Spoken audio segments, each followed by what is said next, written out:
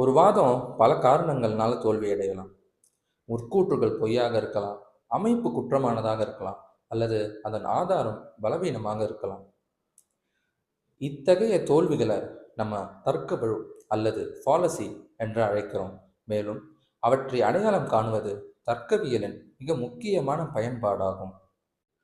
பகுப்பு வழி பகுத்தறிதலில் ஒரு தர்க்க வழு ஒரு வாதத்தை ஏற்புடைமை அற்றதாக மாற்றக்கூடும், அதன் முடிவு உண்மையாக இருந்தாலும் கூட. தொகுப்பு வழி பகுத்தறிதலில் ஒரு தர்க்க வழு போதிய எடுத்துக்காட்டுகள் இல்லாமை, பொய்யான ஒப்புமைகள் அல்லது ஆதாரத்திற்கு பதிலாக உணர்ச்சி சார்ந்த வேண்டுகோள்களை நம்புதல் போன்ற காரணங்களால் ஒரு வாதத்தை பலவீனமாகவோ அல்லது நியாயமல்லாததாகவோ ஆக்கலாம். நியாய தத்துவ மரபு இத்தகைய பிழைகளை ஹேத்வாபாசா அல்லது போலி காரணங்கள் என வகைப்படுத்தியது. இதன் மூலம் ஆரம்பகால தத்துவவாதிகள் தவறான ஊகங்களின் ஆபத்துகளை பற்றி எவ்வளவு விழிப்புடன் இருந்தனர் என்று நமக்கு தெரிகிறது.